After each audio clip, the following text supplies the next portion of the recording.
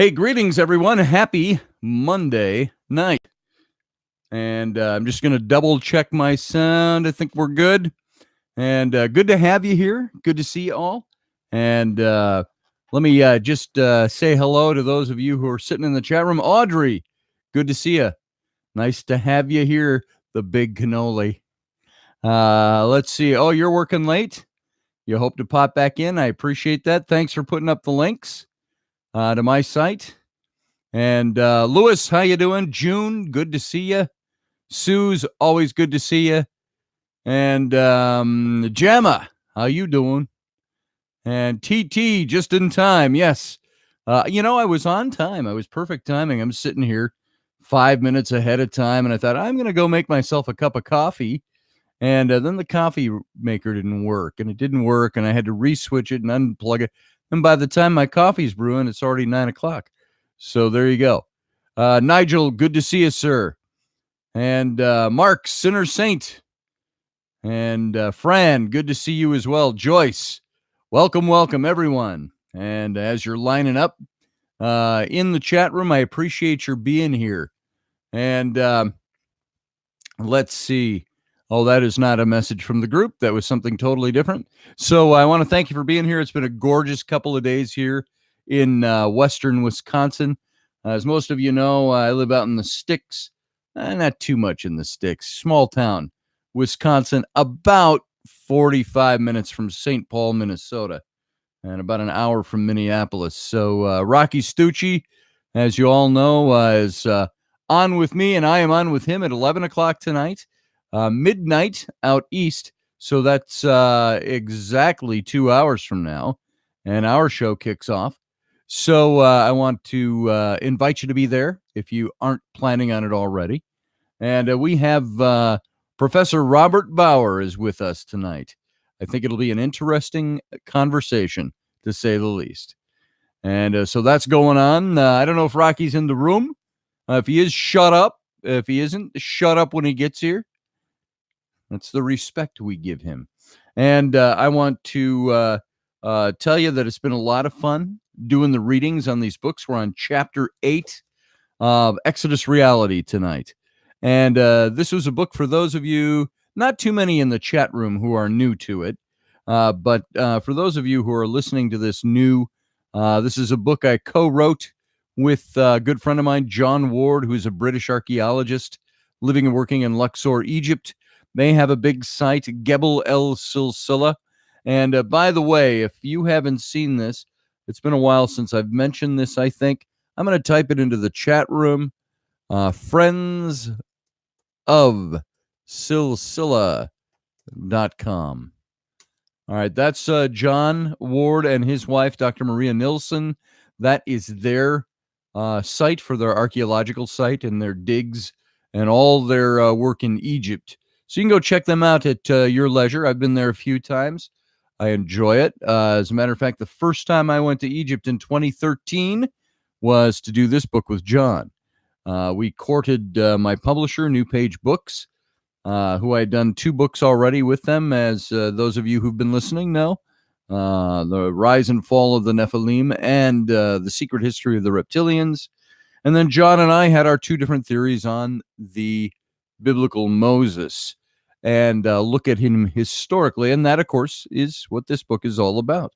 And so I went out there for a month the first time I went to Egypt, and we traveled all over the place and did pilgrimage to all these different sites. Not literal pilgrimage. We weren't like crawling on our knees and, genuflecting or anything like that. We made our own personal academic pilgrimage to a lot of different sites that we associate with what's going on in this story. And, of course, we have our 2 different theories. And tonight we're going to be on John's theory, the Hapu thread, his guy that he believed was Moses. Now, my guy was Senenmut, this guy right here over my shoulder, that bust back there. And I think he fits. And John's theory is Amenhotep, son of Hapu. And he's going to get into more about who this guy is in this chapter tonight and the next chapter. We may hit the next chapter. This first chapter is kind of short. It's 9 pages. The second chapter, combined, they would be about 25 pages. for the 2 chapters. So we'll see how we're feeling tonight about it. If we want to cram it all in, we'll see how the conversation goes. I will tell you this, that of course my theory is different from John's. And while John and I have a lot of respect for each other's theories and what we bring to the table, we still uphold our own. So I'm reading John's theory for you. I will make sure I make no disparaging remarks because he's put a lot of time and effort into his theory. And frankly, his theory has a lot of efficacy to it.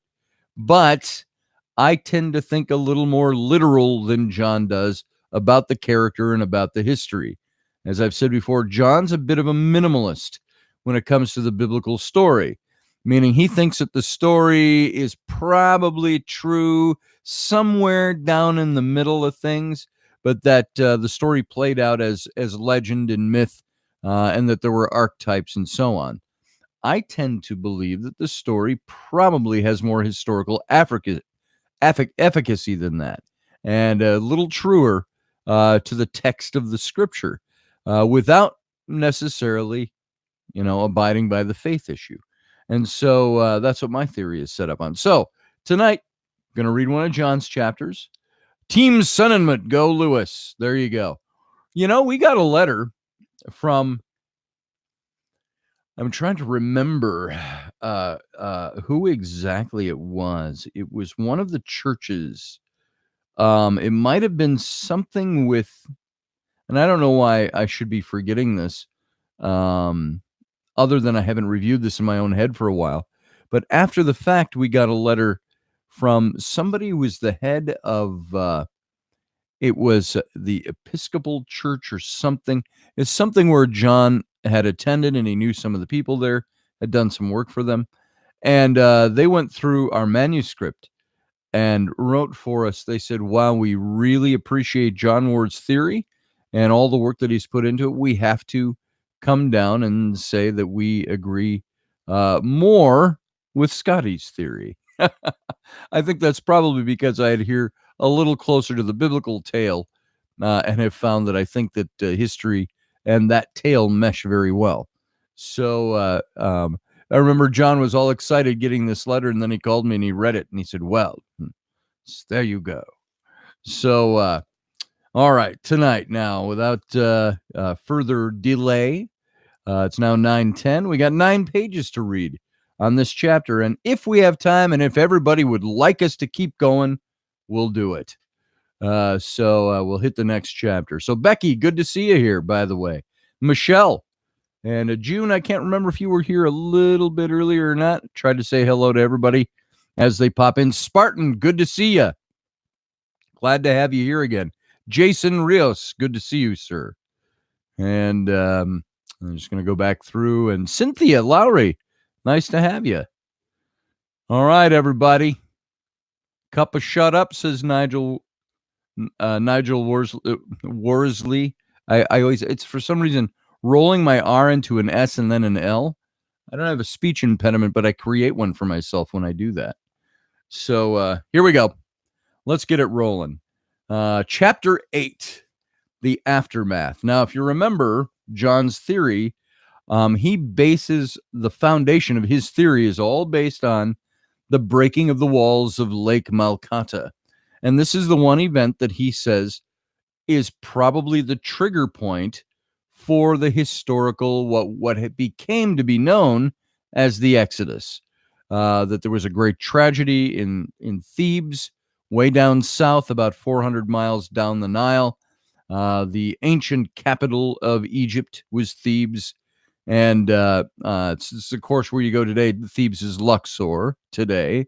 And this is where you see all the Valley of the Kings is there, and all the temples, the Temple of Luxor, Karnak, all of these places. And so it'd be on the west bank that he believes at Lake Malkata.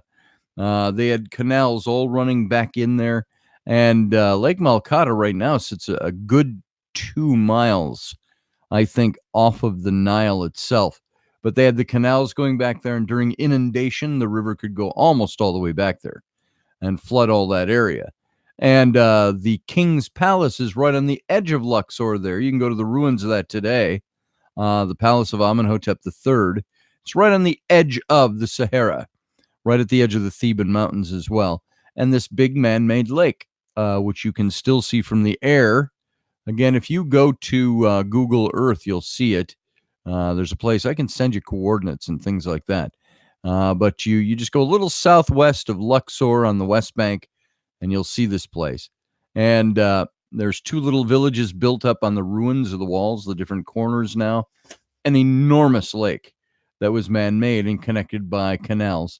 And John's theory is that when the walls of this crumbled, the structure gave in, and it crumbled, and it was like a tsunami with about 1.5 miles wide by 1 mile by 30 to 40 feet deep. This man-made lake all came cascading down during the time of inundation, so it's already flooding a bit onto the ancient city of Thebes on the West Bank. This is what he believes started things. So now this is called the aftermath, this chapter. And so let's kick it off. Now, this is John speaking.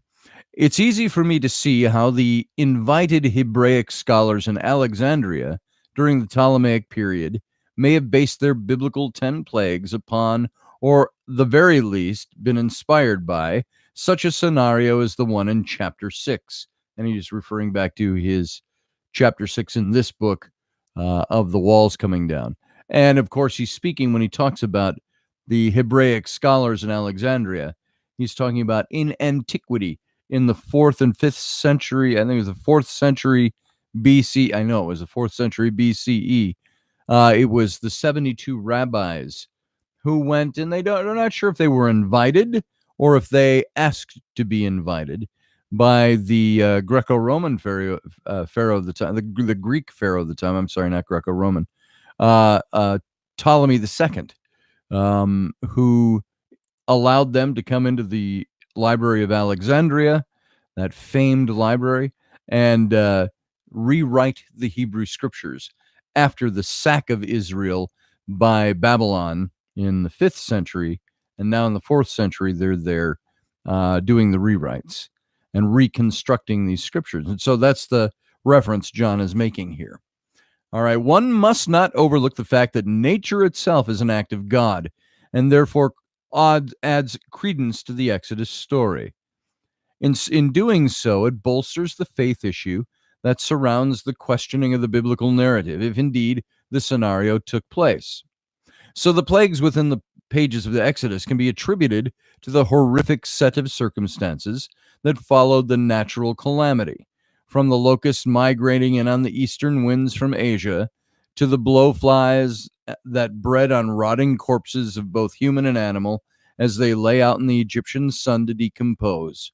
The streets and floodplains ran red with the blood of those who lost their lives in the initial shock, followed by those who died soon afterward as they were gorged upon by local indigenous animal populations.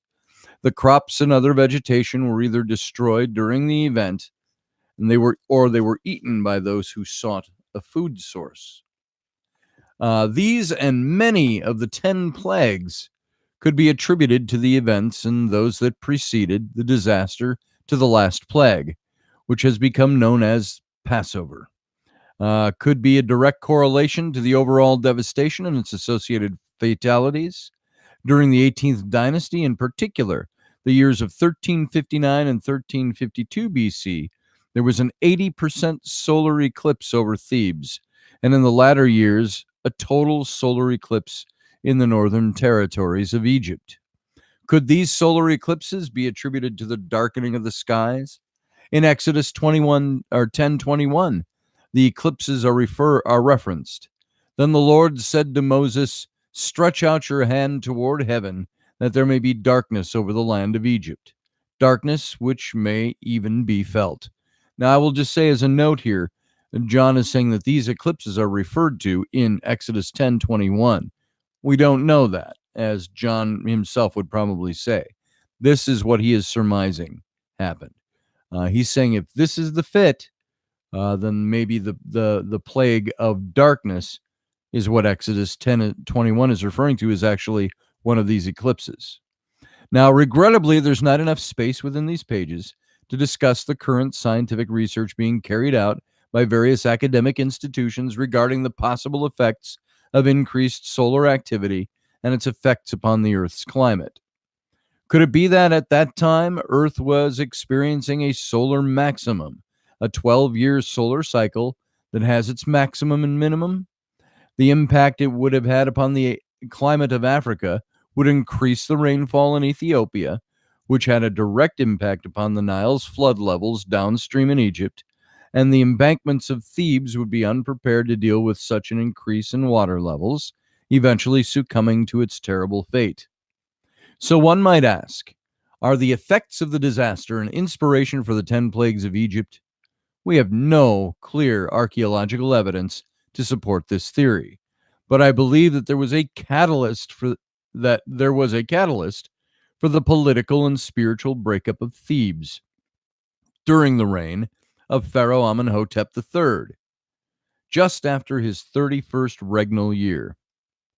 There is also the question of the missing city of Thebes, together with the lack of commoner graves and tombs in the area. For sure, the West Bank of Luxor holds many tombs that have served as the upper classes and noble families of Thebes, but we don't have the graves that would have belonged to the weavers, the fishermen, the farmers, their children, or their wives. They're missing, possibly lost in the sands of time. It is quite possible that we have yet to discover these or some sort of funerary practice that would provide reasons for their apparent absence. Archaeologists in in Egypt, I misread that. Archaeologists in Egypt have yet to discover the city of Thebes or its common burials. We're talking West Bank Thebes now. But there are many examples of habitation, such as the brilliant workmen's village at Deir el Medina, which housed the craftsmen and their families as they worked on the tombs and the temples of the pharaohs. Now, this is a photo that I took of the empty workers' village at Deir el Medina in Luxor, which is, of course, ancient Thebes. There is a whole stretch of housing that looks just like this, that covers probably an acre or two, and totally clean. And I think I mentioned the other night when they excavated this, they didn't find anything, they didn't find a button, they didn't find a needle, they didn't find pottery, they didn't find anything. It was like washed absolutely clean. Now, this might have been from Nile inundation. It could have been from the walls of Malkata. So there are small hamlets of crowded mud brick buildings that hug the perimeters of Karnak to the east bank of Luxor. However, for an ancient city that has gained such notoriety, it's lacking its central town, its epicenter of trade and commerce. Over the thousands of years that Luxor grew and its population increased, it's reasonable to assume that the ancient city lies beneath the streets and shops of today's modern city. Now, by the way, most of the modern city in Luxor today is over on the East Bank. That's where the temples of Karnak and the temples of Luxor are, and that avenue of sphinxes that I showed you pictures of, and various other sites over there. But the East Bank, is where the major city was located. Well, that's where it is today. You want to go to the busy, bustling traffic of Luxor, which is nothing like, of course, New York or Rome or anything like that, but it's a busy city. And that's over on the West Bank. Now, the East Bank of Luxor is a little quieter. It's got its little business district, but it's down one street. I can look on Google Earth, by the way, and I can see where the boat landing is from the ferrying across from east to west, where we would get off or get on the West Bank. I think I've been saying that right. The East Bank is where it's bustling. The West Bank is over where all the temples are in the Valley of the Kings and so on. And you can walk right down. I saw it on Google Earth. I followed the sidewalk. And then as we veered off one of the side roads, and it turned into a dirt lane and then into a path going through, agricultural stuff to John's house, which I could find on Google Earth as well. So it's very interesting. So, so the major city that John's referring to The calamity, the catastrophe of the breaking of the walls of Lake Malkata was over on the west bank and about 2 miles from the shore of the river, the bank of the river. I'm sorry, but the river, they think it was during inundation, helped crumble the walls. This enormous lake, as we've said. And John thinks that it wiped out the city of Thebes that was on the west bank, which is what they're not finding any archaeological trace of, except for things like this picture, which is over by some of the tombs. It's over by the palaces a little bit further out from here. You're finding whole villages like this, just deserted and wiped clean. So historical records and earlier photographic images show us such cases. For instance, I think I skipped some. Hold on. Let's see. A glance at earlier maps of the area show a different story, though, with islands shown that were circumnavigated by the rising and falling Nile waters. On these respective islands, we have today's ancient ruins, which, when first discovered by early European explorers, were either buried beneath tons of accumulated sand or built over and incorporated within local mud brick housing that had taken root within the older structures. Historical records and earlier photographic images show us such cases. For instance, the Grand Temple of Menedot Habu, located on only a stone's throw from the great palace of Amenhotep III, which was inhabited by early Christians until the late 8th century, when they deserted their homes due to the plague that had infested the town. However, most of the basilicas and other associated early Christian buildings were removed in the early 20th century during archaeological excavations of the site. Now, by the way, Menedot Habu, I've told you about this place before. This is where some of you may know who the late John Anthony West was. John Anthony West, Egyptologist, what do you call himself? A Pythagorean, a very good humored man. Did some writing on the Sphinx and what he believed was water damage on the Sphinx, along with Robert Schoch. And he's done several TV documentaries, and he would take trips out to Egypt every year, sometimes twice a year, I think, even in his 80s, and a tough old coot. And he would wear a little pith helmet and stuff like that. Well, John Ward and I, when we were at Menedot Habu, which was not overly populated with tourists that day, we're walking through the main entry to the ancient temple, and there's a little old guy coming through with a pith helmet, and I stood aside. He says, excuse me," and I stood aside so he could get through the doorway.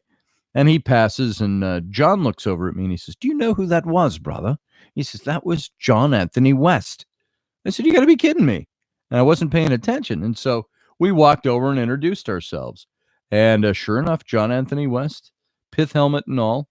And we invited him to come to the speak at the Paradigm Symposium, which was our symposium that we put on. And he came in 2014. We finally got him out to the Paradigm Symposium. So that was a serendipitous meeting. Very rare that you can say I ran into this very well-known Egyptologist who's written a lot of books and done a lot of work, and we ran into him in the doorway to an ancient temple. So that was a lot of fun. So recent discoveries at the Palace of Amenhotep III, which is the palace now high up above Lake Malkata, and the housing complex that may have served the guests and the dignitaries were recently re-excavated by the Michael C. Carlos Museum and the Metropolitan Museum of Art, and were found to be completely empty. Not even a bead was discovered, a rare occurrence within Egyptology. Their white plastered floors were still intact and pristine. Could this be a sign of a hurried exit, or maybe a plundering of articles and resources as stated within not only the biblical text, but also within the admonitions, which states, in Genesis it says, "Then he said to Abram, know certainly that your descendants will be strangers in a land that is not theirs, and will also serve them, and they will afflict them for 400 years. Also the nation whom they serve I will judge, Afterwards, they shall come out with great possessions. And then in Exodus 12, it says, Now the children of Israel had done according to the word of Moses, and they had asked from the Egyptians articles of silver, articles of gold, and clothing.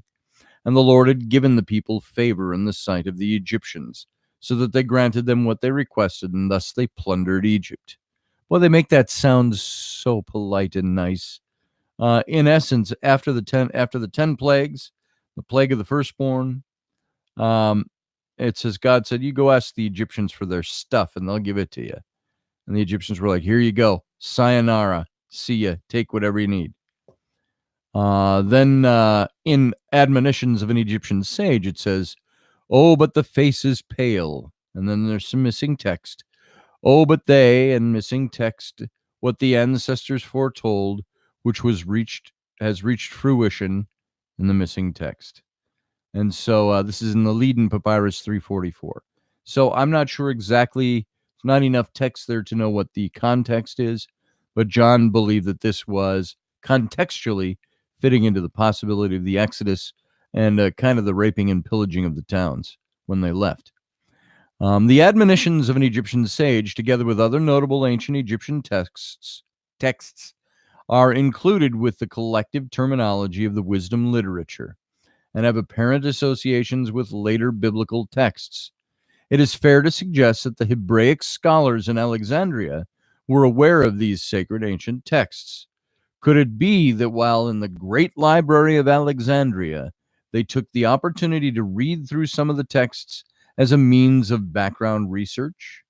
The very same institution that had copied and gathered almost all ancient texts, not only from Egypt, but its surrounding counterparts, as well, could be able to offer its contemporary scholar a veritable hive of information and material, a vast depository of knowledge and wisdom, clearly available as research material for those now writing the history of the Hebrews possibly would have been too good of an opportunity to pass up. Within the walls of the library, no one would have questioned them. In fact, it may have been intentional. Between the years of 1357, let's see, hold on, I'm just taking a look. Some of the things that people are having to say here. Love Robert Schock and West. Yes, June. Let's see. The people who are covered up our history are the same people that are making it impossible for anyone to live in peace anywhere. Let's see. Trying not to ball right now, says Kat. Let's see. Spartan says America. And okay. We'll maybe hit some of this and talk about this a little bit. History is always rewritten, says Suze. There you go.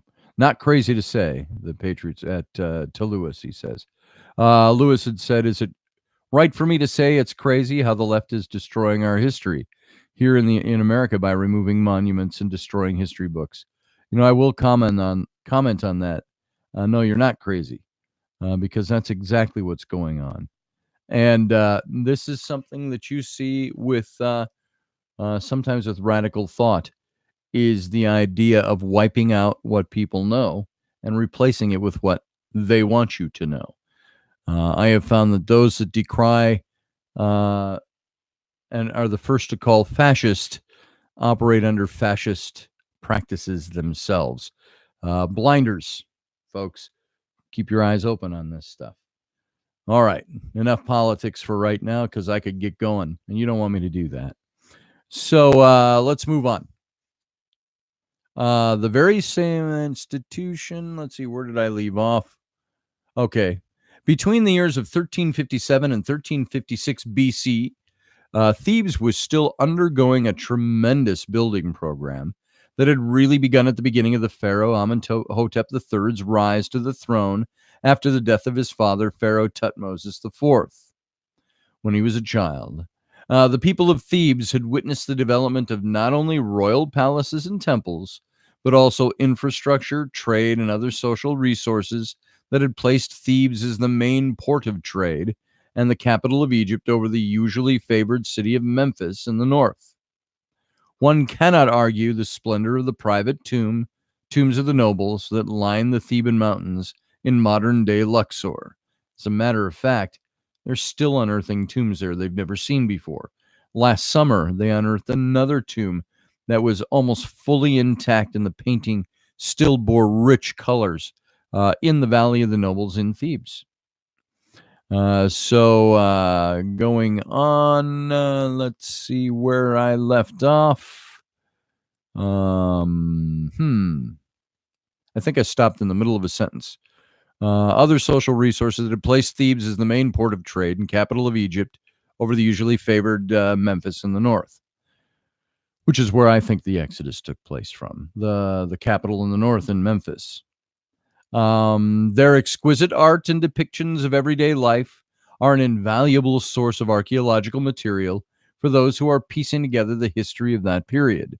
Unfortunately, most of the larger structures were hurriedly built from little else than straw and mud. Sun-dried mud bricks were the new stone during the period of Amenhotep III.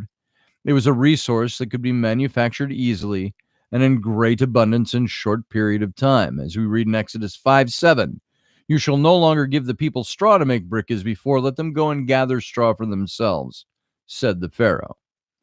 This rhetoric that has handed down from Pharaoh to the taskmasters after his initial conversation with Moses and Aaron regarding the fate of the Hebrew slaves and their requested release adds a somewhat romantic edge to the story, which I suggested previously. At this point, I must ask if there were indeed Hebrew slaves living and practicing their own religion and faith that differed from that of the state religion. If there were, then it's reasonable to assume that we would have some kind of archaeological record of this within the numerous tombs, temples, and graffiti that line the walls and cliffs of ancient Thebes. Yet I have not yet seen or read such a record or found such an inscription during my extensive investigations that can place the Hebraic religion within Thebes or any other Egyptian city for that matter, prior to the dates mentioned previously. Now, I have to make a note here because, and I would have this conversation with John, and I've had it with him, if they were indeed an indentured people or a slave people, would the scribes of Egypt record their religion? Keeping in mind that we don't think here in the 21st century the way they thought almost 3,500 years ago. They didn't have the same regard for their slave peoples. Let's say, hypothetically, we had slave peoples today, and you would have reporters that were going to do stories and exposés on the religion of the slave people, and yes, they have a faith too, and John and I have spent years covering this religion. We're going to give you a little documentary on it. It just didn't happen back then. They were slave people. And if they were not a slave people, they were an absorbed people.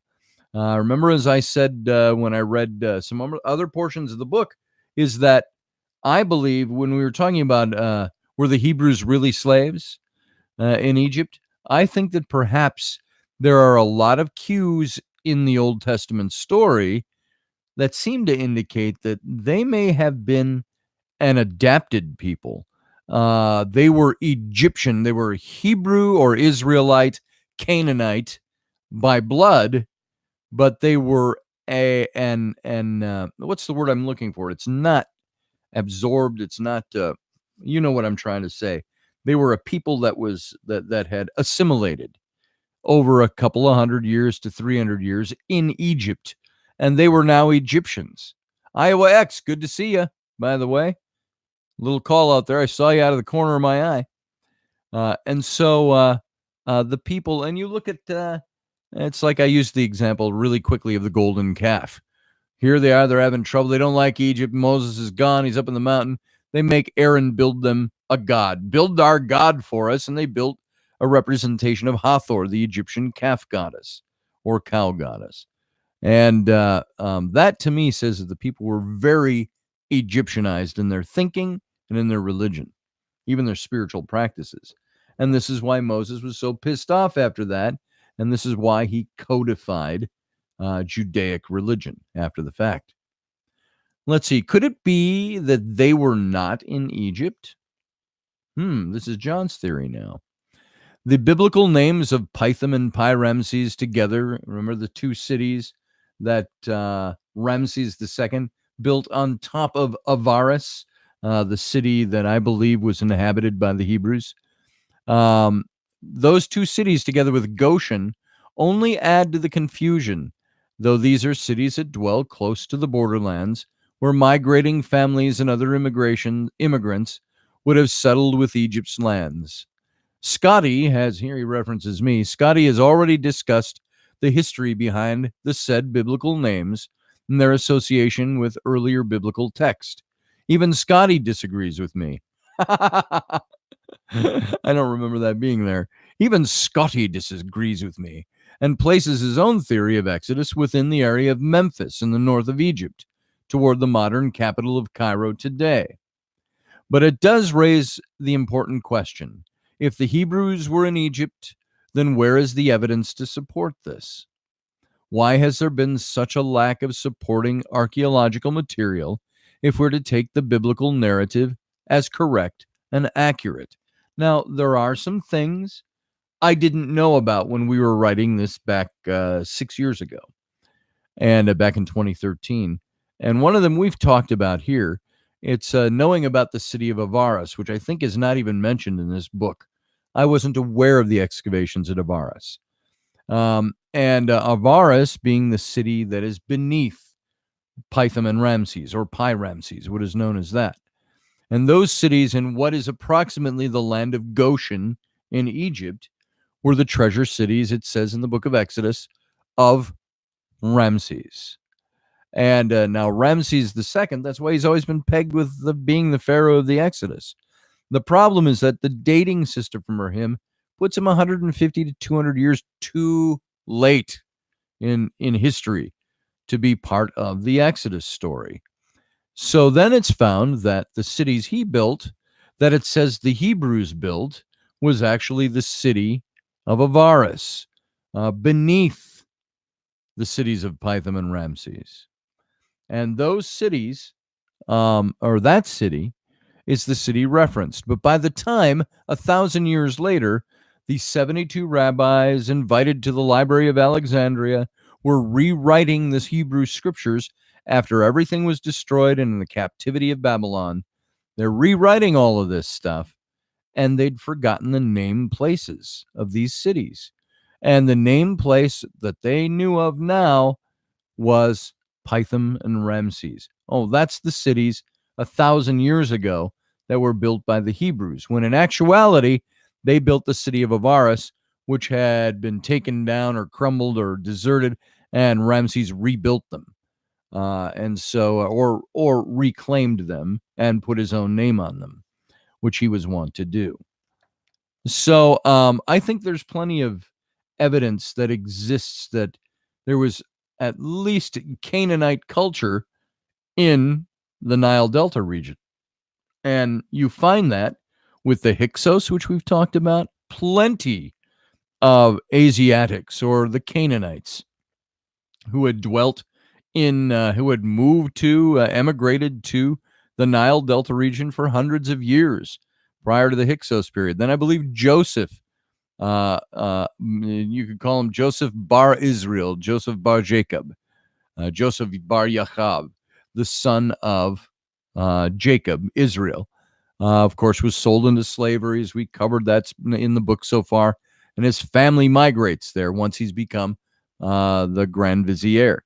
And we know in the city of Avaris, they've discovered the palace there that exactly matches the description of the palace of Joseph in the later book of Genesis, just before the Exodus passages. And so, and they found the tombs, and they found what they think is a statue that could very well have been Joseph, for varying reasons, many reasons. And so here, there's plenty of evidence, I think, that the Hebrews, or the Israelites, the children of Jacob, dwelt in the land and had a considerable presence there. So, yeah, there'll be iRobots for that if we're talking about the same thing. So let's see. Let's move on. Let's return to, let's see. Yeah, let's return to the bricks. If they are indeed inferior and incomplete due to the lack of core ingredients, as stated within biblical text, then this would have only added to their weakness and eventual fate, which befell Thebes. Although I would suggest that sun-dried bricks and thin mud skim would not really hold up to a deluge of water at any given time, and therefore some poetic narrative has been levied here by the Hebrew scholars. Let's see, to add credence to the plight of the so-called Hebrew slave. So, in essence, what you can see what John is doing, and this is not uncommon. It's a way to practice anthropological study where there's missing pieces, where there's gaps. He's looking at this and saying, the story of the Exodus maybe could have been filled in with this kind of material when it was really only this bare minimal thing that had nothing to do with the story as we know it.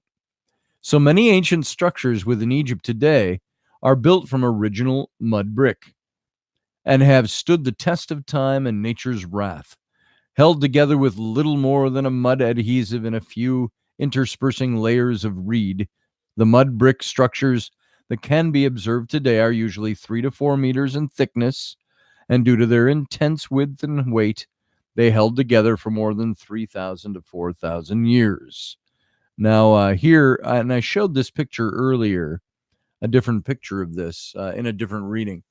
This is a picture of slaves, or at least workers, making mud brick.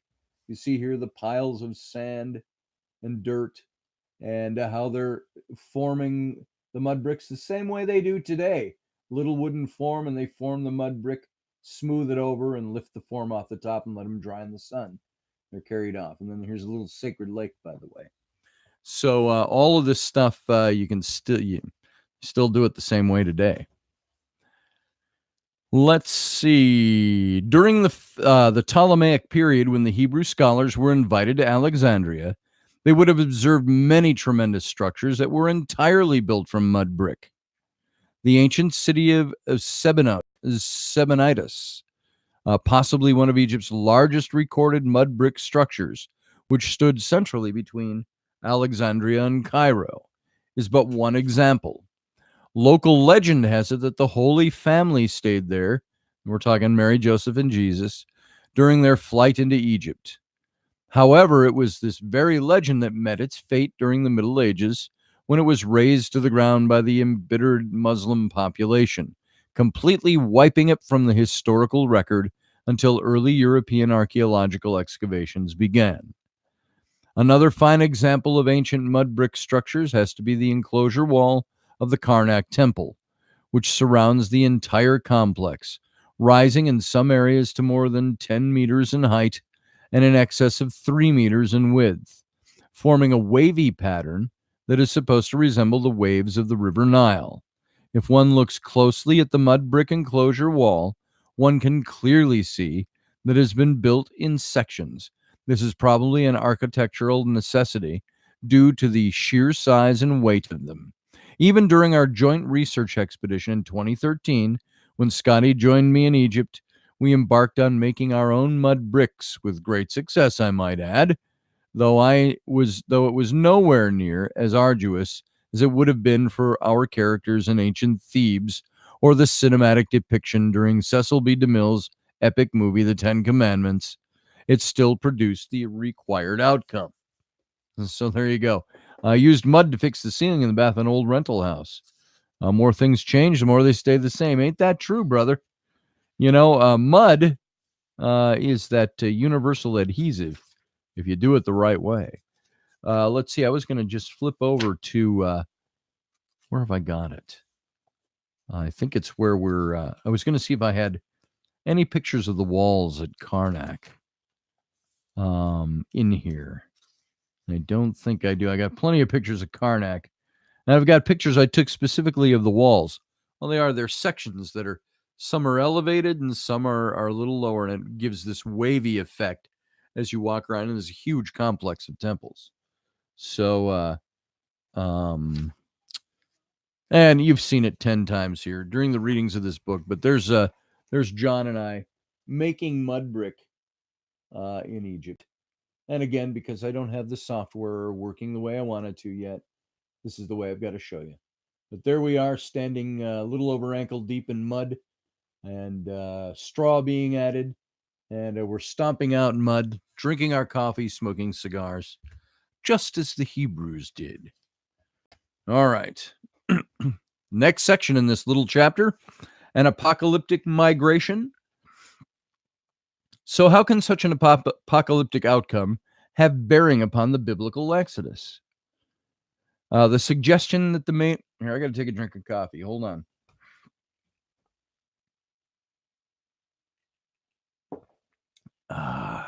Needed to wet my whistle. Let's see. So, how can such an apocalyptic outcome have bearing upon the biblical Exodus? The suggestion that the remaining survivors of the evil event split and formed their own respective groups out of necessity for survival is pivotal. Okay, I'm not reading this. I'm reading this very clunky. Let me start that sentence over. The suggestion that the remaining survivors of the event split and form their own respective groups out of the necessity for survival is pivotal to the overall outcome. I narrowed these groups down, and this is John Ward talking again, to 3 specific ones, each one representing an exodus in its own right. Whether this is right or wrong, I feel that they each have their own merits and contribute toward the overall saga.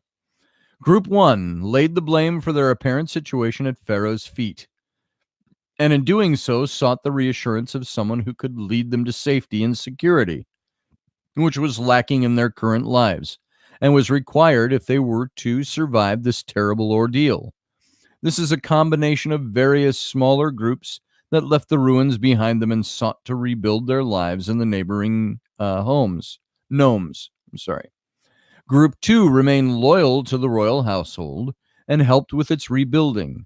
This group was possibly made up from those who would have surrounded Pharaoh prior to the event, such as his faithful generals and their subordinates, the Medjay, and the aristocratic families that benefited from the trade and wealth of the city. As they say, better the devil you know. The priests remaining neutral would have been swayed toward Pharaoh and his royal house, as their adherents would have been to the personification of the living God, regardless of their own predicament or their personal views.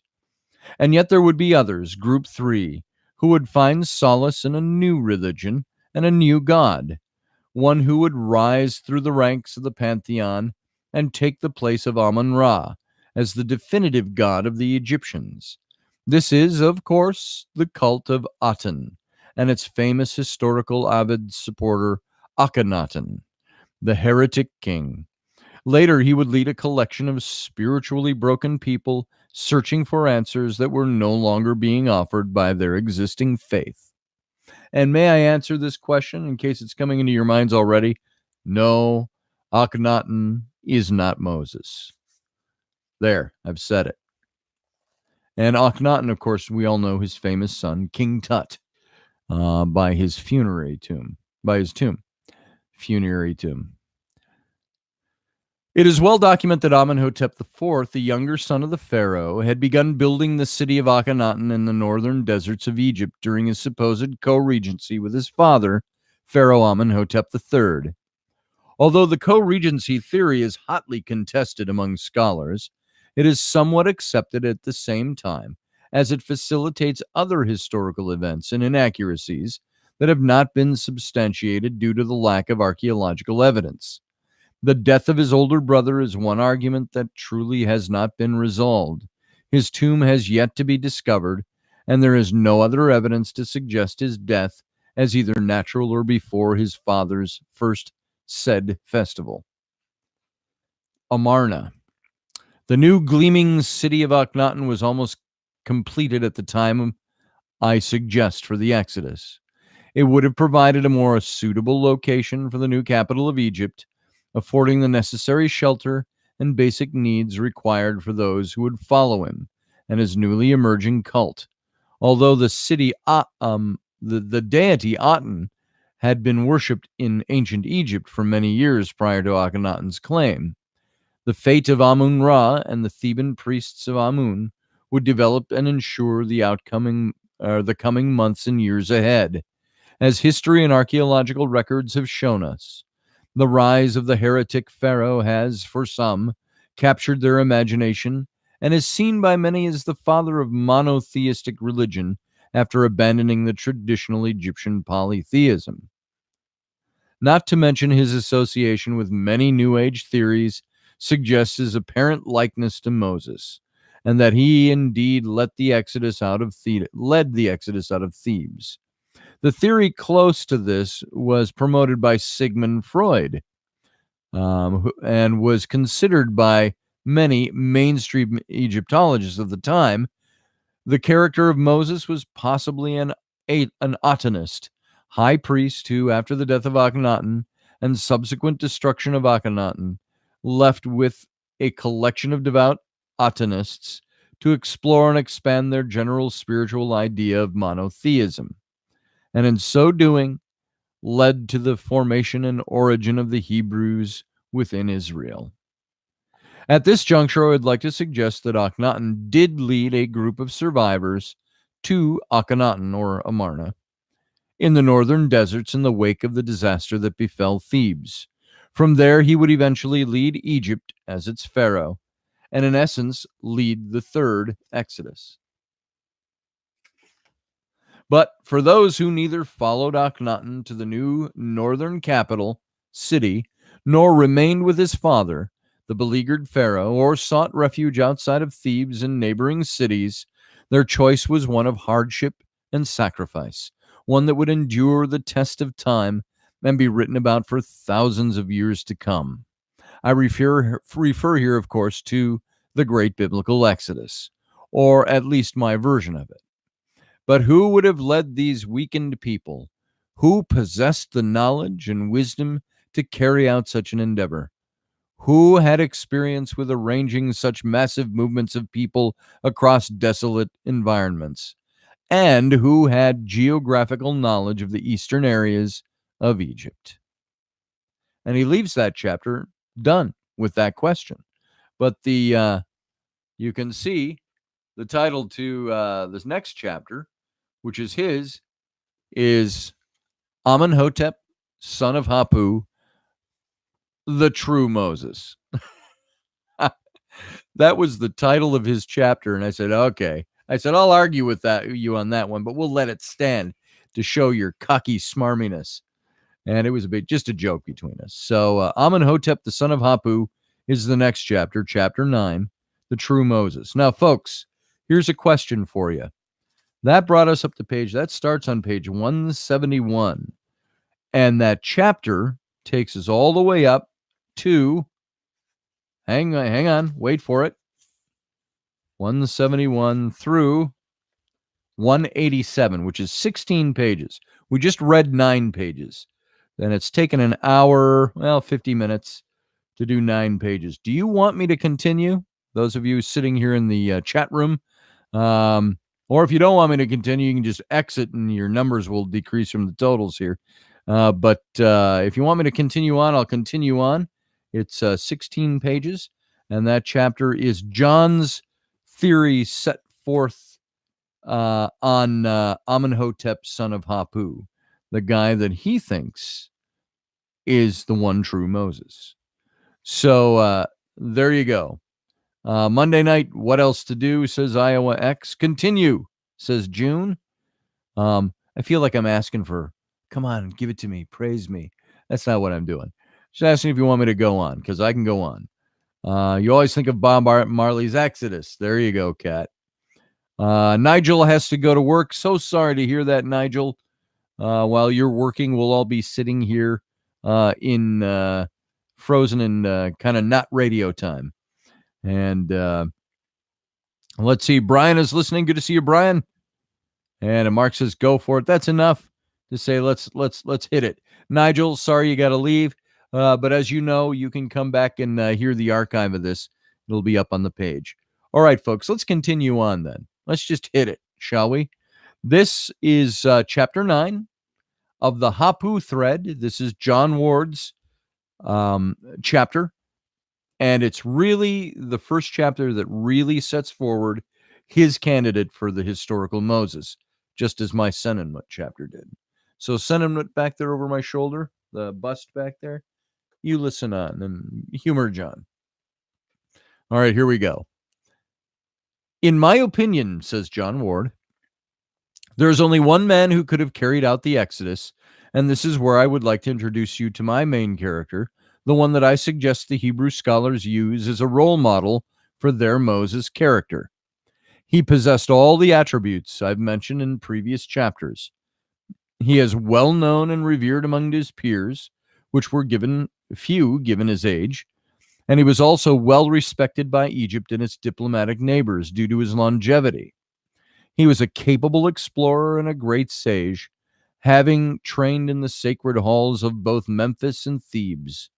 He witnessed the passing of as many as 9 pharaohs during his lifetime, an achievement that very few others could claim. He studied the great books of Thoth, mastering their secrets and collecting knowledge and wisdom beyond the stars. He was an accomplished military strategist and a battlefield veteran. He had created huge monuments to the living gods that seemed to soar into the heavens.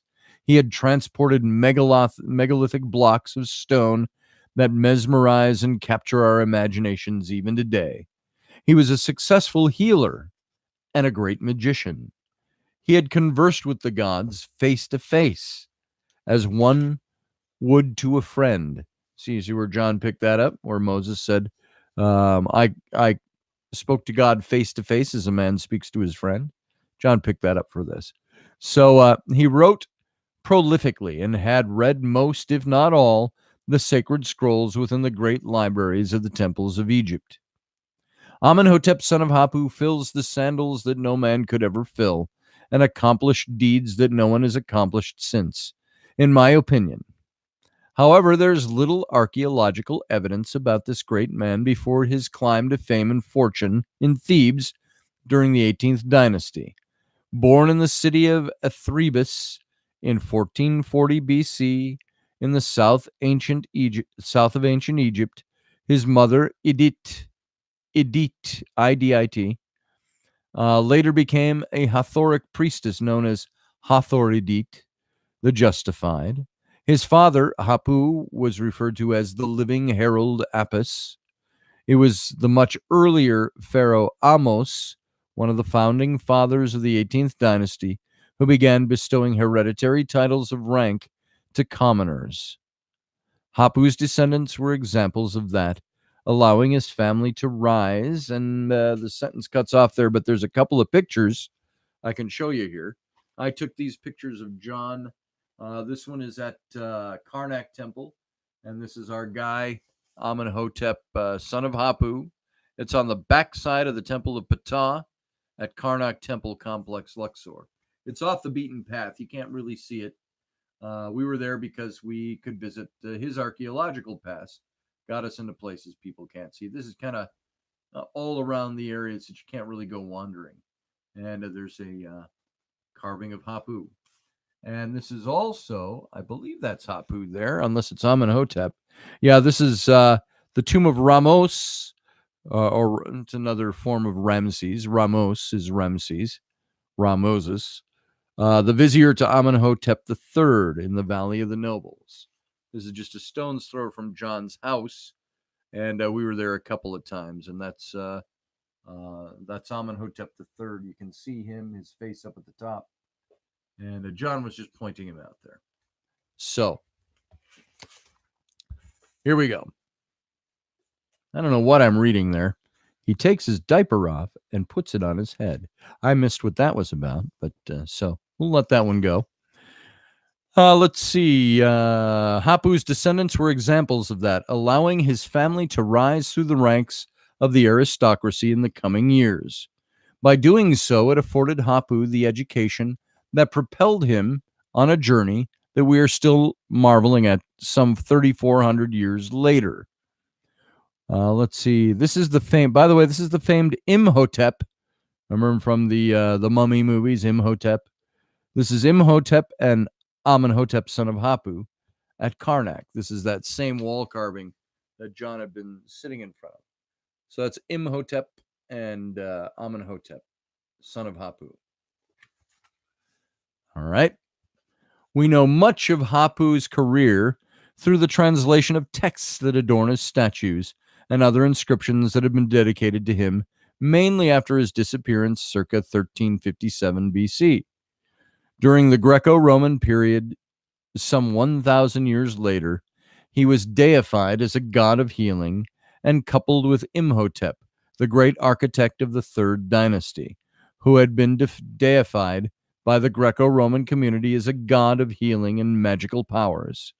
Imhotep is more famous for his architecture than that has graced the sands of Egypt since the time of the Old Kingdom, Saqqara, and the stepped pyramid of the pharaoh Dozier. Standing on the plateau overlooking the swollen waters of the River Nile, it must have been a wondrous sight even during the Greco-Roman period, and one can easily understand why they felt that this man, a mortal man, should receive such endowments and glorify him. Could it be that we here see a reference to our Hebrew scholar in Alexandria? Is it not presumptuous to suggest that the scribes of the Torah would have known of Hapu as this newly installed god of healing and his background? In fact, it may be that they utilized his exploits and colorful career as the main attributes of their own character, Moses. So this is where I go off track a bit with John. History is spot on, but when he starts to say that the Hebrews themselves may have used Hotep to create Moses out of nothing, I will part ways with John on that particular theory, but this is his theory. I'm not degrading him or his theory. I'm just saying I disagree. I've got a different theory. But both Hapu and Imhotep can be seen on the exterior walls of the Ptah temple in Karnak, where their images stand out as testaments to time. Their souls mingled as one, their power of healing acting together as one, associated with the god Asclepius, the Greek god of medicine. They were both regarded as sons of Ptah and Thoth, both Egyptian gods that were associated with philosophy, medicine, and wisdom. Both were a magnet for pilgrims wishing to receive their miracles of healing and blessing. A dedication on the walls of the temple at Deir el Medina on the west bank of Luxor brings them both together as one. That says, and it was Caesar Augustus that wrote this, the learned ones praise God for you, foremost among them your brother, who loves you, whom you love. Amenhotep, son of Hapu, he abides with you. He parts not from you. Your bodies form a single one. Your Ba received the things you love, brought you by your son. And this was written by Caesar Augustus in honor of Amenhotep, son of Hapu. Educated first at the sacred temples of Memphis, where he was introduced to the books of Thoth and required skills of becoming an accomplished scribe, it is most probable that he continued his training there until his promotion to high priest of Kenti Keti, one of the chief gods worshipped in and around the city of Athribis. Afterwards, we can assume that he continued his thirst for knowledge either in the confines of the temple complex of Karnak, dedicated to Amun and the Theban triad, or at one of the other numerous spiritual temples in and around Egypt, most probably utilizing the religious center of Memphis as his seat of learning. The relief on his personal statues tells us his achievements in battle against the uprisings in Nubia and how Pharaoh recognized his bravery and bestowed upon him new titles. Let's see, service with the king.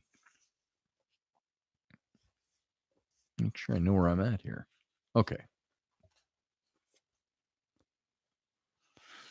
Let's see. This, I'm assuming, comes from the admonitions. It says this: the good God, the good God, king of Upper and Lower Egypt, Nibmari, Pharaoh Amenhotep III. I saw him fighting hand to hand upon the battlefield while he was like Min in the year of ... I recorded the numbers of his captives as subjects of the temples, and there's missing text, and missing text. While I was a portioner of ointment, I was versed in her art. Then there's missing text. I was a portioner of ointment, I was versed in her art. Missing text. And she knew it while I was in front with my Lord, and I was great before him. I did that which men loved and gods praised. Then there's missing text. This verse clearly shows us that he was adept, and speaking of Amenhotep, son of Hapu, was adept not only in the use of holistic medicine and herbal remedies, but we also receive a hint of a man who adored his pharaoh. Even if the inscription is that of a political nature, that is, it favors the one who granted him the extraordinary achievement of erecting the characterized statues within the confines of Karnak, the most sacred of religious centers in ancient Egypt. It also provides us with a glimpse of a learned man who, in his formative years, graces the battlefield with subtle indication of naivety. The following verses are translations of inscriptions. Let's see. I just lost my place because I tipped my book. Of inscriptions from the third statue discovered in the southern courtyards of Karnak Temple by Francois Auguste Ferdinand Mariette, a 19th century French Egyptologist.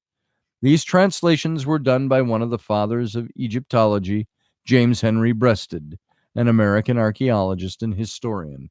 And then we have on the following page and a half, let me see where this goes, about a little over a page and a half, we have some material from the translations of these old texts. Let's see, and it goes like this. Introduction. The king's scribe, Amenhotep, son of Hapu, triumpheth, he saith, I was great at the head of the great, skillful in the divine words and the counsel of understanding, following the plans of the king, one whose Ka, the sovereign life, prosperity, and health advanced. First promotion.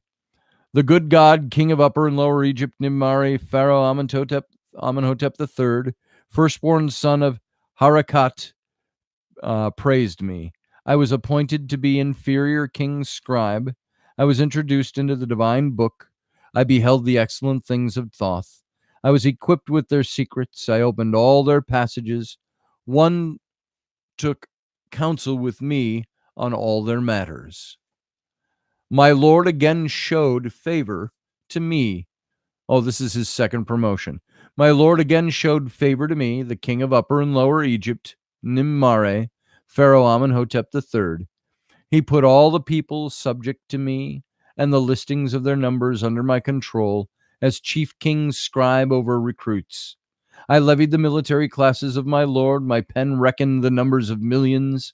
I put them in classes in the place of their elders, the staff of old age as his beloved son. I taxed the houses with the numbers belonging thereto. I divided the troops of workmen and their houses. I filled out the subjects with the best of the captivity, which his majesty had captured on the battlefield. I appointed all their troops. I levied, missing text here now. I took troops at the head of the way to turn back the foreigners in their place. The two regions were surrounded with a watch scouting for sand rangers. I did likewise at the heads of the river mouths, which were closed under my troops, except the troops of royal marines. I was the guide of their ways, and they depended upon my command. I was the chief at the head of the mighty men, to smite the Nubians and the Asiatics. There's that term. The plans of my Lord were a refuge behind me. When I wandered, his command surrounded me. His plans embraced all the lands and all the foreigners who were by his side.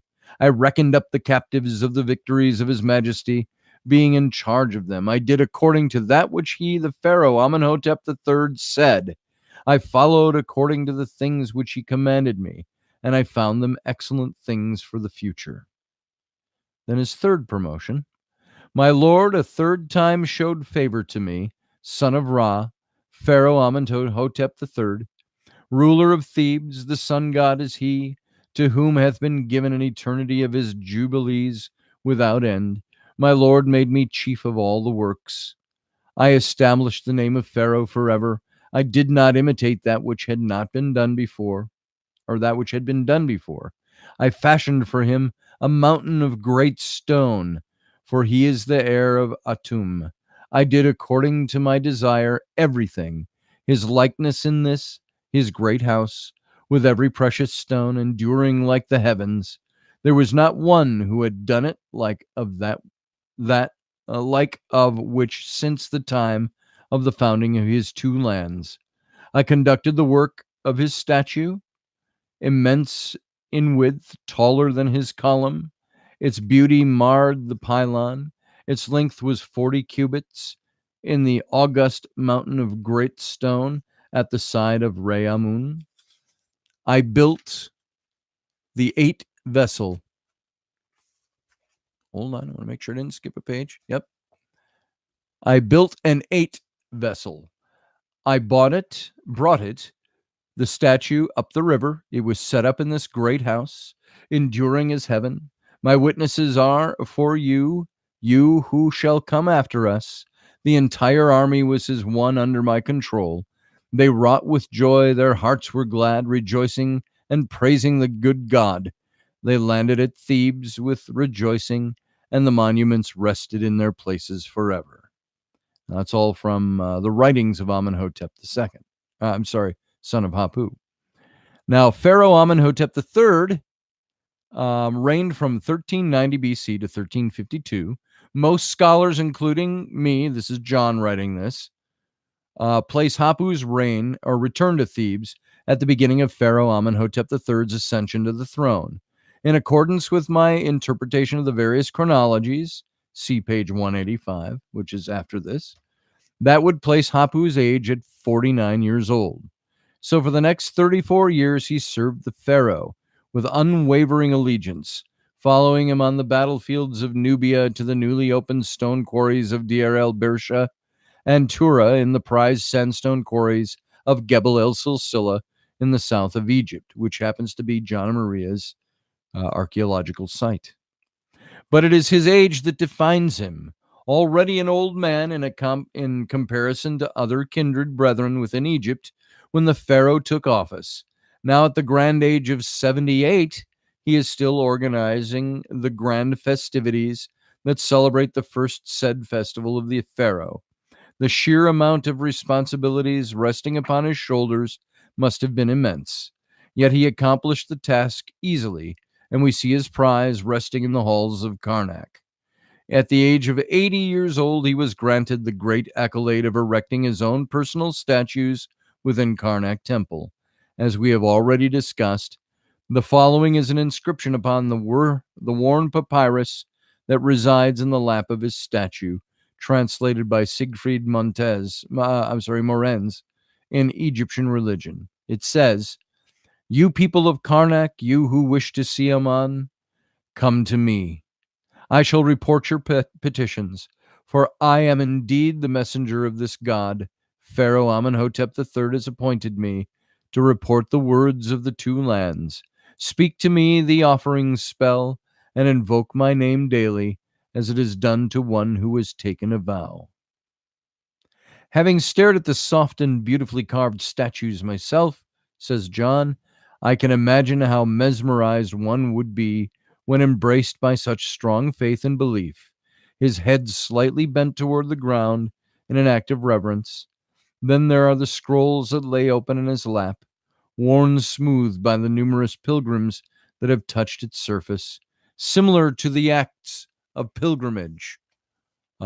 We are today where Christians travel thousands of miles to be in the presence of saints that possess so-called miraculous healing powers and receive prayers of those in distress. Similar to the deified saints of Christianity, Hapu endured the test of time And even though he signifies an age-old religion that lost its tongue within the sands of time, I still cannot help but see this correlation between these two great prophets. The only difference between Moses and Hapu is that the latter is proven to have existed, whereas Moses is left to faith and faith alone. Even as I write this, says John Ward, I'm stirred with an emotional draw toward Hapu. All the research and material that surrounds me pulls me in the direction of this great man. Could he truly have been the inspiration for the Hebraic Moses? If he was, then he has endured time, immortalized and hidden from so many within the character of Moses. Millions of Christians and followers of other belief systems have read or heard the exploits of Moses freeing the Hebrew slaves out of Egypt. It's quite solemn, really, the mixture of emotions while I'm writing this, but I will share more of my personal insights in a further chapter. And I have to tell you that John and I, when we took this initial trip 6 years ago, it was January of 2013, and we traversed all these sites and all this land. We went out to the Sinai, to, as I mentioned last time, I think, Sarabit el Kedim, which we believe is the mountain, the holy mountain of God, the Mount Sinai of the Bible. I remember walking with John. We're in the middle of nowhere. We're in the middle, two guys and a handful of other Egyptian guys that were with us. But we're off walking on our own, proceeding up the processional way up the side of this mountain to the plateau on the top to go see the temple. And we're out in the middle of God-forsaken nowhere Sinai wilderness peninsula. And John and I were talking about faith and how our faith was rekindled a bit by the things we were studying and going into and looking for. And he felt that. And when he says here that he writes and he feels it, it's palpable, it's emotional, it does that to you.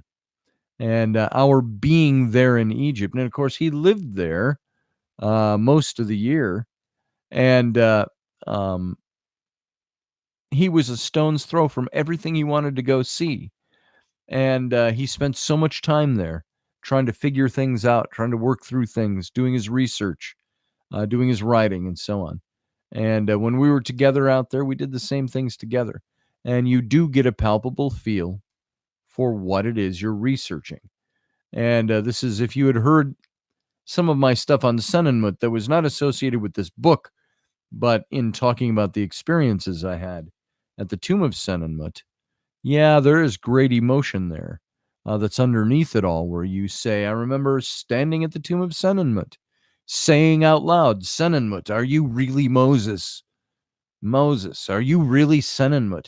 Did you exist the way we think you did?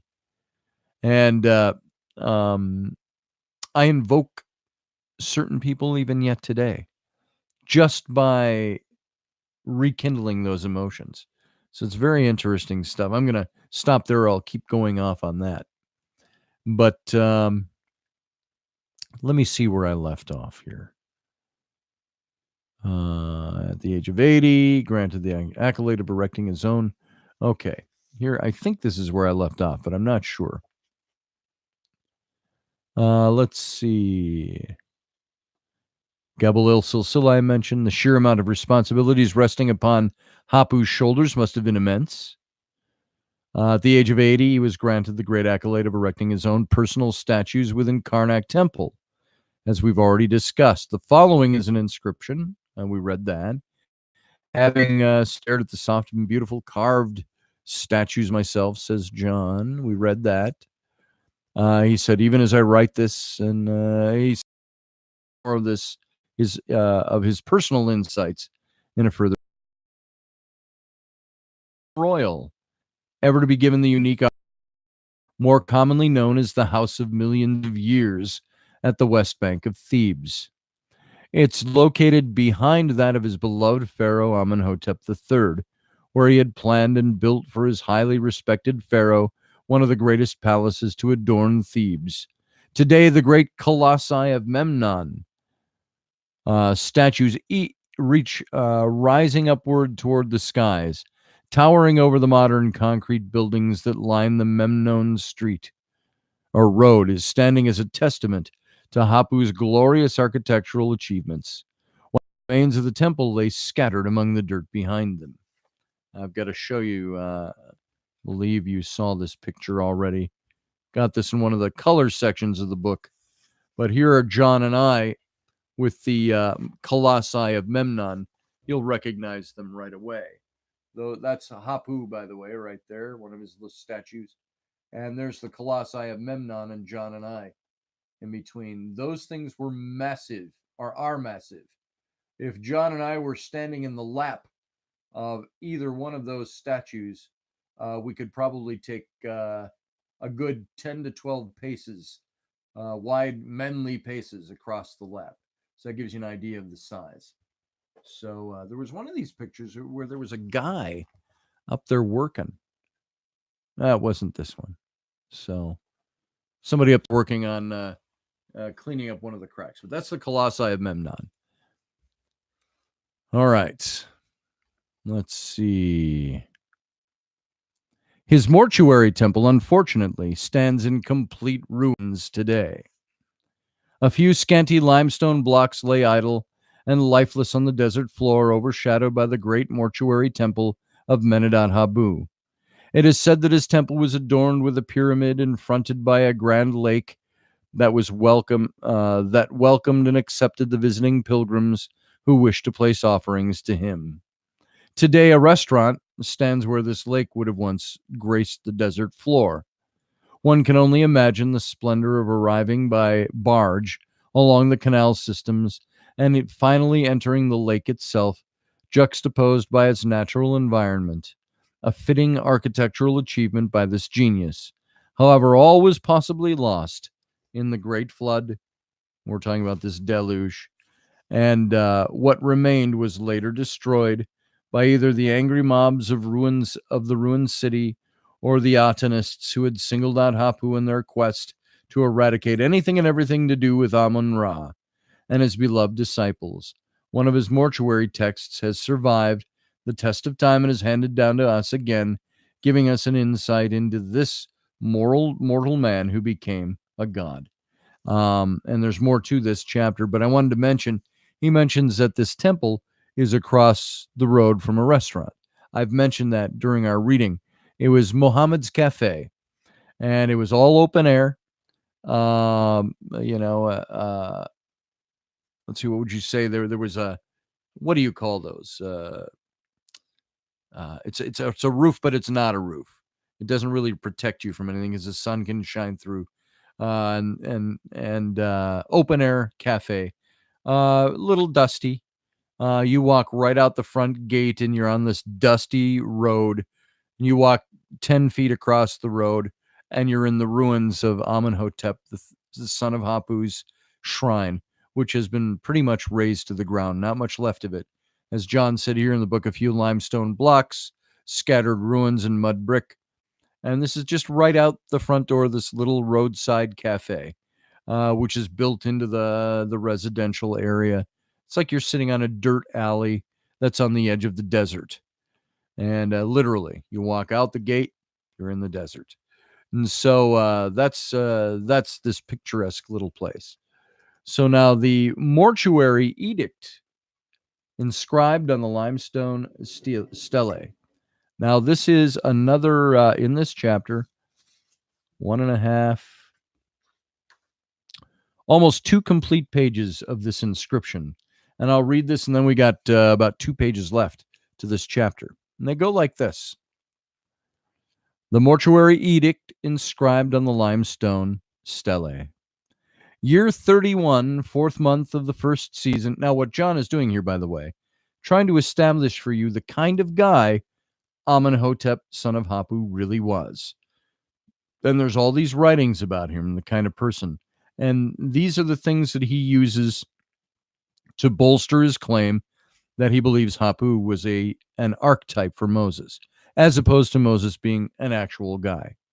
So these are some of the writings of Amenhotep, or about him. This is inscribed on the limestone stele. Year 31, fourth month of the first season, sixth day under the majesty of the king of Upper and Lower Egypt, the Lord of the two lands, Nibmare, life, prosperity, and health, son of Ra, of his body, Lord of diadems, Pharaoh Amenhotep III, life, prosperity, and health. On this day, Pharaoh Amenhotep III was in the Ka chapel of the hereditary prince, Count King Scribe Amenhotep, son of Hapu. There were brought in the governor of the city and the vizier, Amenhotep, the overseer of the treasury, Meripata, and the king's scribes of the army. One of them said in the presence of his majesty, life, prosperity, and health, hear the command which is given to furnish the Ka chapel of the hereditary prince, the royal scribe, Amenhotep, called Hui, son of Hapu, whose excellence is extolled in order to perpetuate his Ka chapel with slaves, male and female, forever son to son, heir to heir, in order that none trespass upon it forever. It is commended to Amun-Ra, the king of the gods, as long as it's upon the earth. He is the king of eternity. He is the protector of the dead. As for the general and scribe of the army who shall follow after me, and shall find the Ka chapel beginning to decay, together with the male and the female slaves who are cultivating the field for my endowment, and shall take away a man there from an order and put him to any business of Pharaoh, life, prosperity, and health, or any commission, may his body be accursed. Then if another trespasses upon them, and does not answer in their behalf, he shall suffer the destruction of Ammon, Lord of Thebes. He, the god, shall not permit them to be satisfied with the office of the king's scribe of the army, which they have received for me. He, Ammon, shall deliver them unto the flaming wrath of the king on the day of his anger. His serpent diadem shall spit fire upon their heads, shall consume their limbs, shall devour their bodies. They shall become like Apophis on the morning of the New Year's day. They shall be engulfed in the sea. It shall hide their corpses. They shall not receive the mortuary ceremonies of the righteous. They shall not eat the food of them that dwell in Keret. The waters by the flood of the river shall not be poured out for them. Their sons shall not be put into their places. Their wives shall be violated while their eyes see it. The nobles shall not set foot in their houses as long as they are upon the earth. The leaders of the two sides shall not introduce them, nor shall they hear the words of the Pharaoh in the hour of gladness. They shall belong to the sword on the day of destruction. They shall hunger without bread, and their bodies shall die. If the vizier, overseer of the treasury, chief overseer of the state, superintendent of the granary, high priests, divine fathers, and priests of Ammon, to whom has been read this edict, issued for the Ka chapel of the hereditary prince, the king's scribe Amenhotep, son of Hapu, shall not show solitude for his Ka chapel. The edict shall touch them, and them especially. But if they shall show solitude for the Ka chapel with the male and the female slaves who are cultivating the field for my endowment, then all favor shall be shown them. Amun-Ra, king of gods, shall reward them with prosperous life. The Pharaoh of your day shall reward you, is as he rewards. There shall be doubled for your office upon office. You shall receive from son to son and heir to heir. They shall be sent on as messengers, and the Pharaoh of their day will reward them. Their bodies shall rest in the west after a life of 110 years. Double to you shall be the morning oblations likewise. As for the officers of the Medjay, belonging to the district of the the mayor of the west side, the Kaft et her Nebes, who shall not protect my endowment each day, and on the feast days, on the first of the month, the edict shall touch them, and their bodies shall not escape. But if they shall hear the entire edict issued as a command, and they shall obey, and shall not forsake it, good shall happen to them, as to the just, and they shall rest in the cemetery after years of old age. The mayor of the west side is he whom my servants during a single day. That's the end of the inscription. Of course, the one item of evidence to suggest that Hapu spent his last days in the comfort of Thebes would be his tomb, complete with his sarcophagus and funerary ware. Unfortunately, it's never been located. There have been many candidates, but they have proven to be attributed to Amenhotep's other sons. Even his mortuary temple sits in ruins and is never used to receive his mummified corpse in readings to be interred within this tomb. One could argue that it is yet to be found, which does not count as the evidence to suggest that he led the surviving party across the eastern deserts of Egypt. And you would be right in saying so. But I like to sit on the fence and ask what if questions. There are many what if questions out there, and one can lead itself into very hot water by asking them. But the evidence points me in this direction, and therefore one has to follow one's intuition in these matters. Now again, this is John Ward writing this. The disappearance of other high-ranking officials and royal members only adds fuel to the fire of suspicion, which we'll discuss later. But for now, Hapu has achieved what no other man has yet. For such a great man, we have nowhere to place a flower, no marker. It is unfortunate and unfitting tribute to such a man who truly represents freedom and expression. He was a man of no equal. He commanded the respect of not only those he served, but also the army and its generals, where he held the great title of chief royal scribe over recruits. All the quarrymen and the craftsmen saw him as the chief overseer of all building works under Pharaoh. He knew every square inch of Egypt. He was not afraid of its enemies, while in battle in Nubia earlier in his career, he fought for the Pharaoh with bravery and valor, and earned his respect and loyalty, which bestowed rights and wealth. Now, the next section, the new leader. One of the most prized accolades to be bestowed upon Hapu was the grand title of hereditary crown prince, basically stating that he had been accepted as a son of the pharaoh in all but name. Now, if you remember, my guy Senenmut also bore the title the hereditary crown prince of Egypt, bestowed on him by Hatshepsut. His statues and mortuary temple only continues to build upon his title. Similar to the birthing chambers of the pharaohs, where they present the proof of their legitimate lineage in relief upon the smooth stone surface, immortalizing them forever, this honor adds a whole new meaning to the phrase written in stone.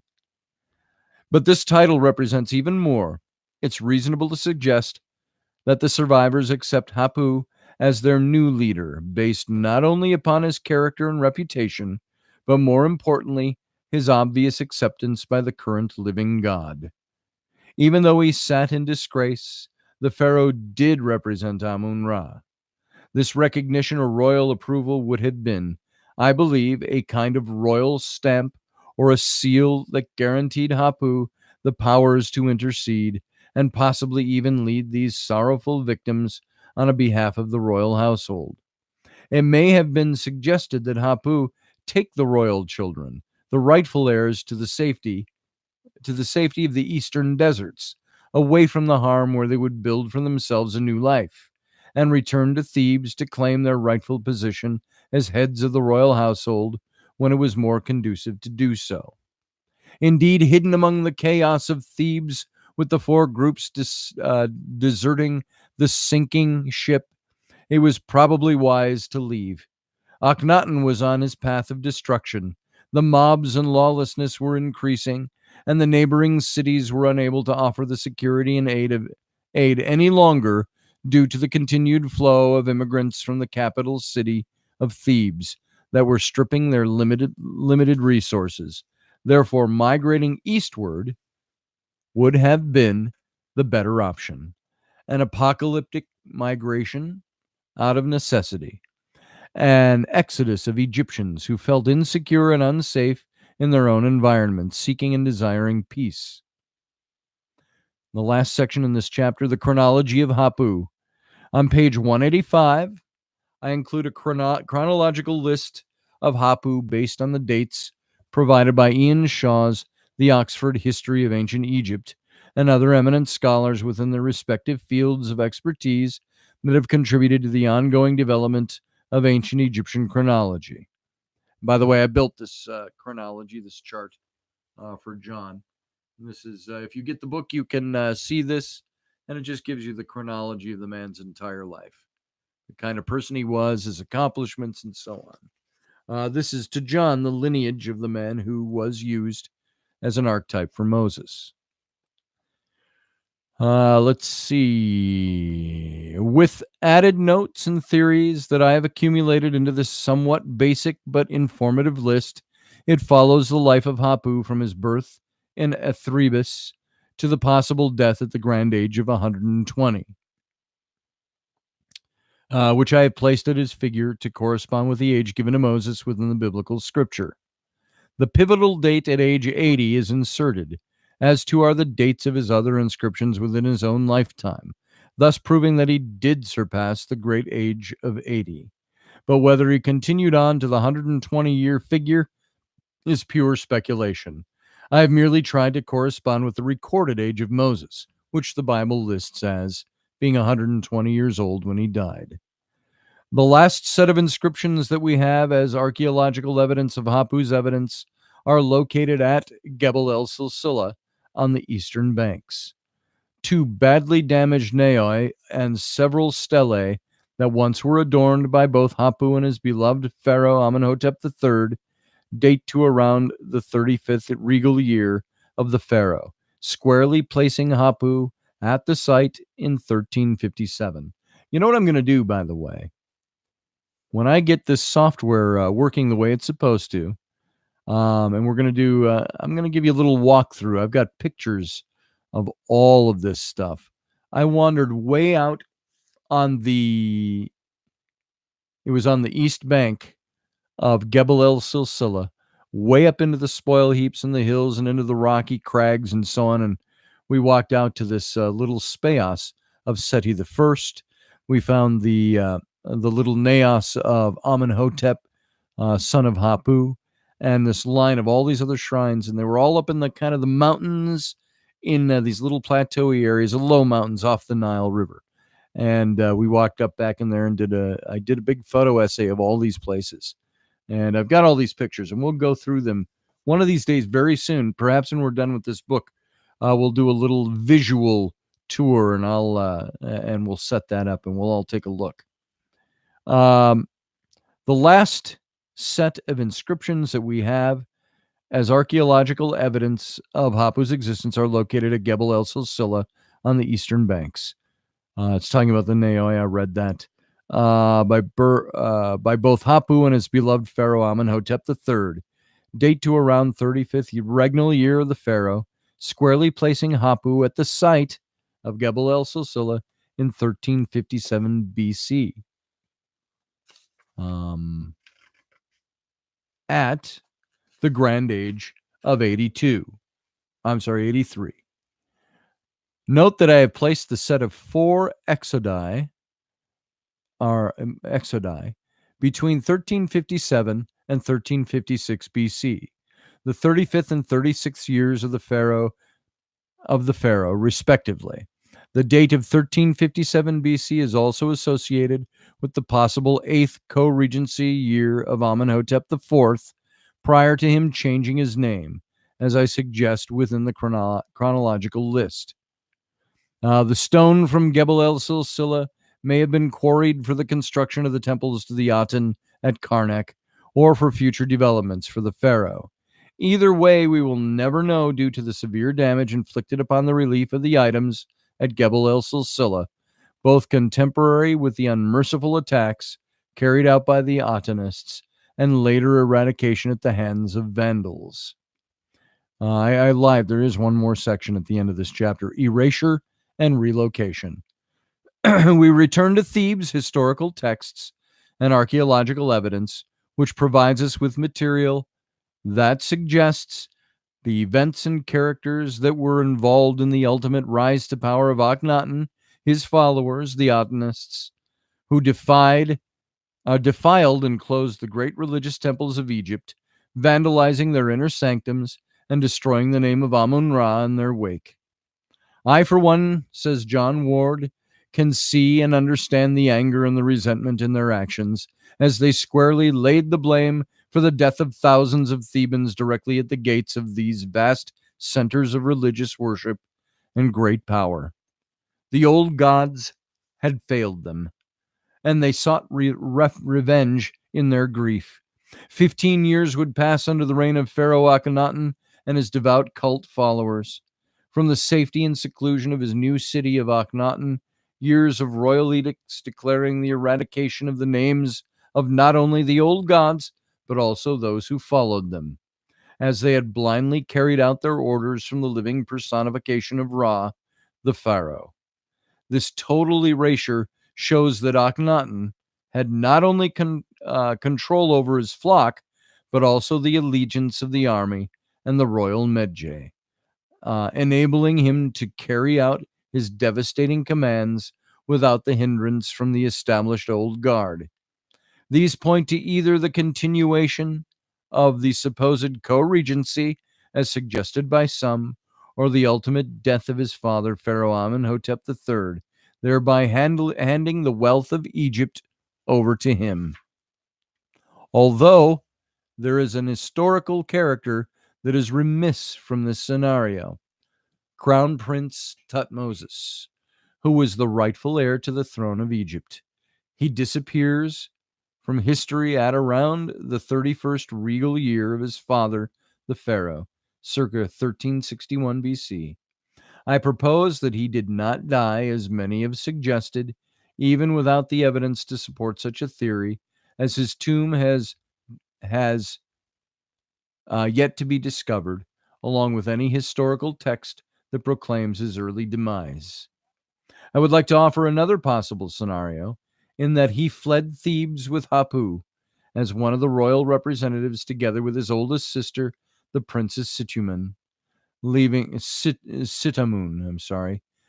behind their father, Pharaoh Amenhotep III, and their mother, Queen Tai. Could it be that Crown Prince Tutmosis and the royal wife and Princess Sitamun provide the extra characterizations for the brother of Moses? Could they be Aaron and his sister Miriam? Both show qualities and attributes that could be mistaken for the biblical characters as described to us by the Hebraic clergyman.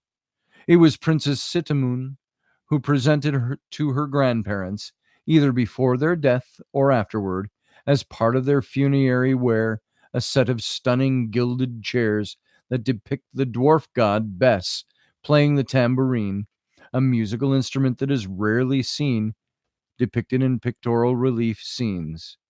It is a loose connection, I know, but if Sitamun was a Hathoric priestess, which was almost always the case with most royal princesses, then either the sistrum or the tambourine or one of the many musical instruments of that time would have been associated with her. Now here's where it's fun when you find these kinds of connections. The biblical Miriam, the sister of Moses, is said to have played upon the tambourine when they had safely reached the eastern shoreline of the Sinai after crossing the parted Red Sea. Began singing the song of Moses in jubilation of their achievement. I merely suggest that Sitamun left Thebes with her brother and her lifelong mentor and high vizier, Hapu, as she would have been more familiar with both, and the stench of death in Thebes may have been a contributing factor, not to mention her marriage to her father, plus Sitamun, who disappears from the history books after the 31st regal year of her father and new husband. Uncanny that they both disappear at the same time, and neither tomb has yet to be discovered or located. Could it be that they did indeed leave with Hapu and the rest of the migrating Egyptians? And that, folks, is the end of John Ward's chapter. And that was chapter 9. And tomorrow I'll read chapter 10, which is out of the sentiment thread. This would be one of my chapters, the chapter Out of Egypt. And this is where where we go into the Exodus and into the wilderness itself. And it's quite a lengthy chapter from the looks of it.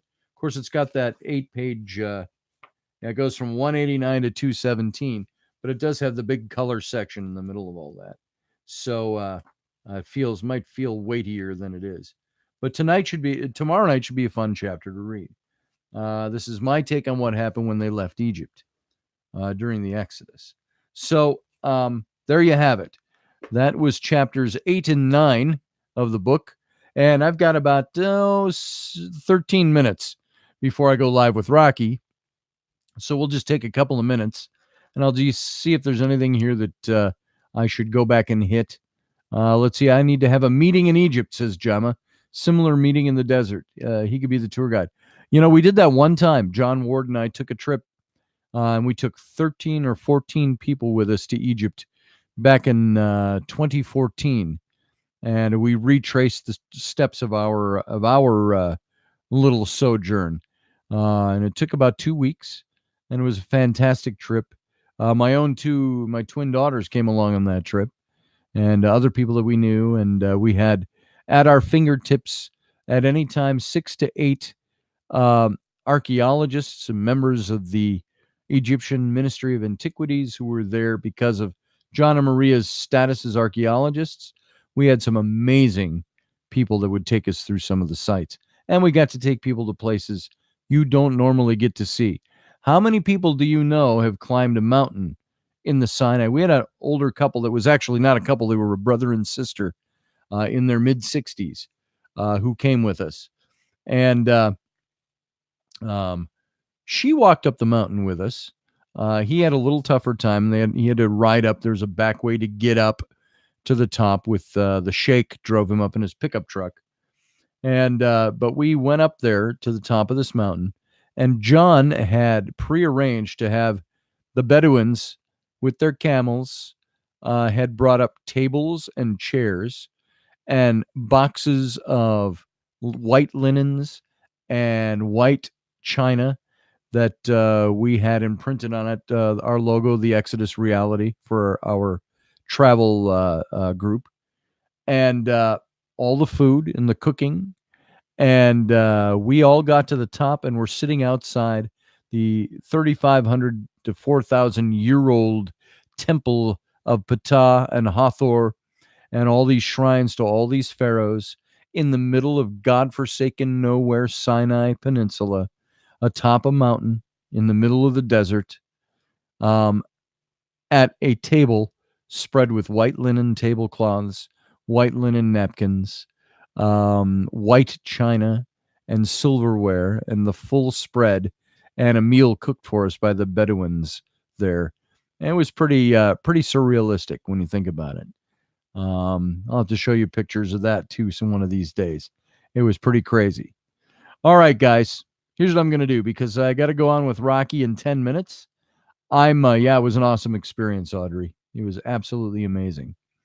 A dollar goes 10 miles. As a matter of fact, at the time, when I was there, $1 bought you 8 Egyptian pounds. So that tells you what, and it's even worse for the Egyptians now. So, all right, folks, thanks for being here. Tomorrow night, we'll hit chapter 10, and we'll keep going with this. It's going to get interestinger and interestinger. I'm glad you came. I appreciate it. Go see my websites. Go to scottallenroberts.com.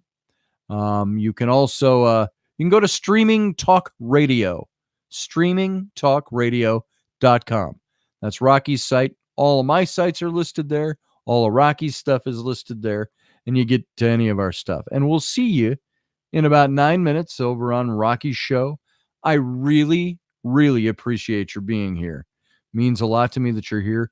Hit the like button on the way out and share this with people. It'll be up in the archives. And hope to see you again tomorrow. Thanks for being here. Have a good night, folks. Oh, wait. See you soon. Okay. See you soon, too.